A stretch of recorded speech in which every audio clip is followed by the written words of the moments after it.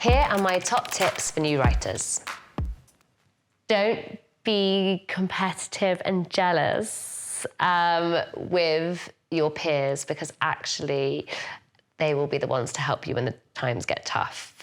And if you are jealous, think of why. And if that's something that you want, then think about how you're going to go and get it for yourself. And let it galvanise you rather than destroy you. I'll be really honest to all these emerging writers. I spent a lot of my early days feeling really crippled by jealousy and competition, and feeling like I was put up against other young women who were doing maybe similar things. The fact is, we're never doing similar things. We all have our own voices, and we might be touching on similar subjects, but we do it in our own way. And I think that you can become very obsessed with who's who and who's doing what, and completely ignore what you are doing. And before you know it, you've not made anything, because you're too caught up in what everyone else is doing. And actually, you really need to value your own voice and, you know, put the time and effort into creating work, because that's the only thing you've got to speak for yourself. And I think that I really fell foul of that, and had a few years where I didn't write anything particularly good or honest or heartfelt or authentic, because I was desperately trying to be like everyone else. Leaning into your authenticity is important, because trying to fit into maybe a mould for a specific venue that you think should be showing your work but actually isn't really interested in your particular voice, isn't really going to lead anywhere. Whereas there are places like Payne's Plough or other new writing avenues where they appreciate kind of a myriad of voices, and actually you're probably going to be able to be a lot more honest and truthful to your art if you're able to write the story that you really want to tell and then take it to those people, rather than, I suppose, trying to pigeonhole yourself into a venue that isn't necessarily going to be the right home for you. And that's just about kind of finding out what it is you truly want to say. And I think that can feel really daunting, but sometimes it's about getting Julia Cameron's The Artist's Way Out, taking yourself on an artist date and stocking up on what really inspires and moves you. As a new writer, one of the ways you can get your work on is to make relationships with people. And that doesn't mean schmoozing, but that means like making heartfelt connections with people whose work you admire and who can champion and be a cheerleader for you in the industry. And so I think part of going to see work or read work is about finding those people who kind of love the same stuff that you do and are trying to make art in a way that excites you and feels like valuable. And I think that, you know, sometimes that's about finding a venue whose program you just love and you're excited by and you really want to get to know them. I mean, I think, you know, it's that the people make up that venue. So I think whoever inspires you, go see everything they do, talk to them, connect with them through whatever means you can, and you know, soon you'll hope to find a home, and hopefully you can trust that home to, you know, meet you halfway and look into your work and sort of empower you. Writing can be hugely lonely, which is why I get really overexcited whenever I get into rehearsals or writers' rooms for TV shows, because I really love people. So I chose the wrong job. But I would say tips to get over the loneliness: if you can, work with someone, as in like in the same cafe, library or vicinity, or someone's house. If that's too distracting, I think it's about making sure that you sort of arrange yourself little play dates with other writers or other freelancers, so that the loneliness doesn't sort of start to really get you down. It's not just sitting at your desk writing, it's also research, it's going to see things, it's reading stuff, it's museums, it's art galleries, it's sort of taking yourself out and about and being in the wider community, so that you don't just feel like you're stuck in an attic. But yeah, sometimes you also do need to shut the world out, and that's okay as well. Lean into the slightly creepy Miss Havisham vibes, because that can be really useful. The best piece of advice I was ever given was by a fledgling director called Rosie Banham, who told me back in the day that every job should come with the motto, work hard and be nice. And I think sometimes in my early career, I was a bit of a precious playwright who could be a little bit badly behaved if things were changing or felt out of my control.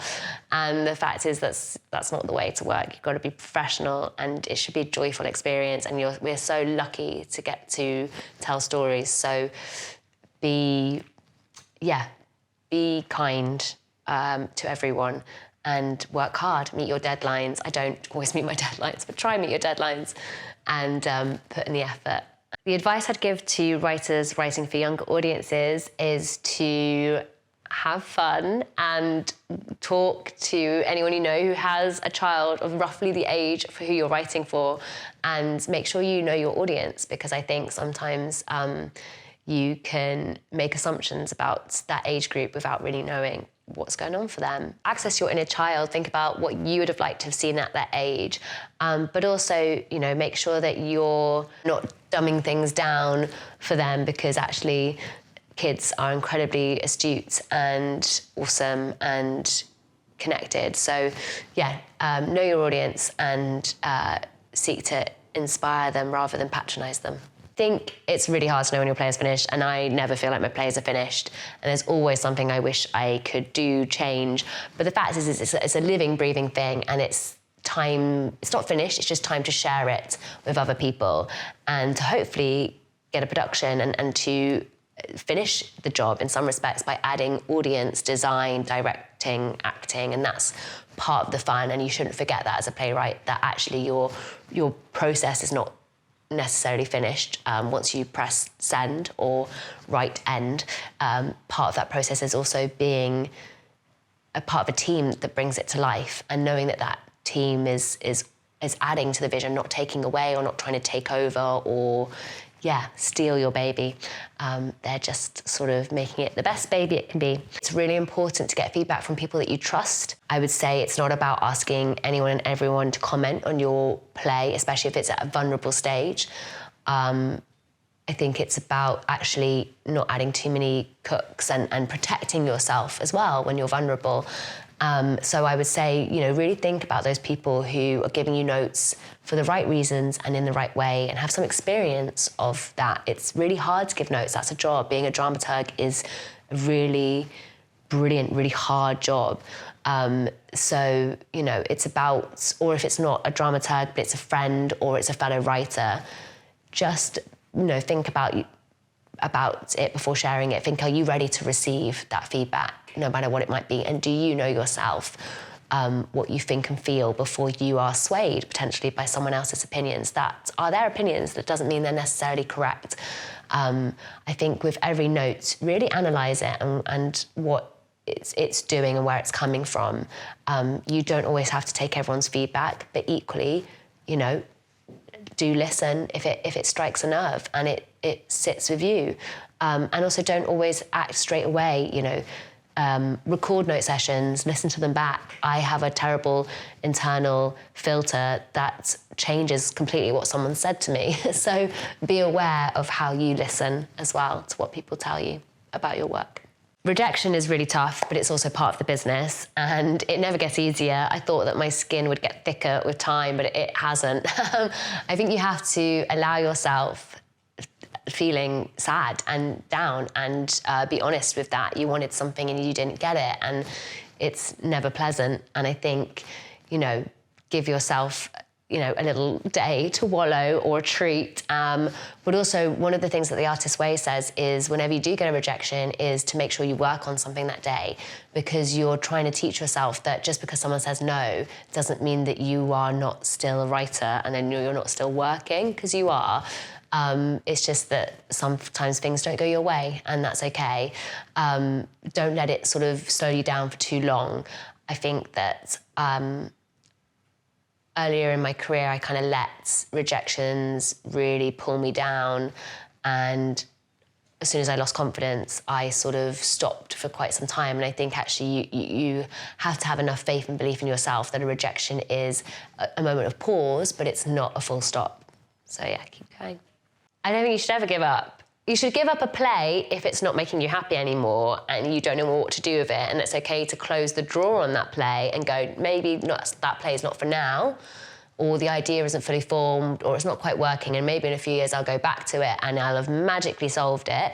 That's okay. Yeah, give up on something that is just has potentially fallen apart and is no longer serving any purpose for you, and do put your hands up if you're struggling as well. I think sometimes early on in my career, I didn't know that I was allowed to tell whichever person I was working with that actually I'd hit a wall, or I didn't like the play anymore, or what do I do next? You can admit defeat in that way, but giving up in general, no. I think, if you're a writer, you're always going to be a writer.